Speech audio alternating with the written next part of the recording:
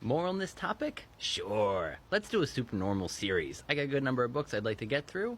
So we'll begin today with a heavy classic that everybody should know about.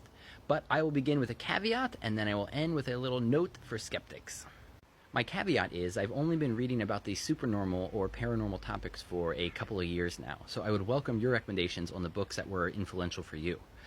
This is a research phase for me because I'm still working on my graphic novel series about the cannabinoids based on Moby Dick, but I plan to write a graphic novel series about the supernormal afterwards. So I have a couple years of reading to get myself ready for that, and I'm in the middle phase of those readings. So, as you read about the supernormal, one name comes up over and over again, and that's Frederick W.H. Myers.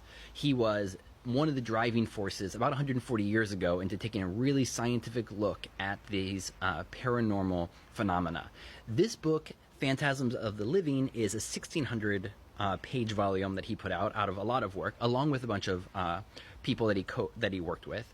And this one isn't only about spirits, it's also about telepathy, and there's a strong section on witchcraft.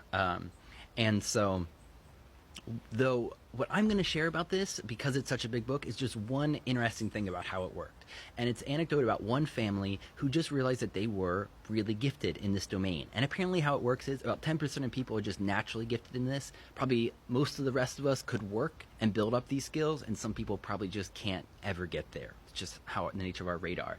But what's cool and kind of fun to me to think about, the first thing they did, this is my little living room, is they would have a kid stand in front of a bookshelf, and then the person behind them would think of something, and the kid would point at what it was. And the family just realized they were really, really good at this, and they got better and better about it. And finally, Myers and his friends came in and tested them, and they could send the kid into the other room, lift up a note card that no one knew what was on it, and would have a kitchen utensil, and the kid was amazingly accurate about bringing stuff back. Not 100% ever, but with cards, the kid, out of a deck of cards that was random, got 9 out of 14 correct when his father would be transmitting to him what that card is. And they put all these things in place to prevent any kind of cheating.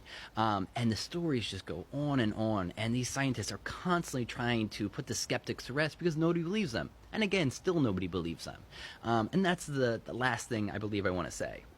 To all the skeptics, please just read the books. I'm not really here to debate. I'm not an expert in this stuff.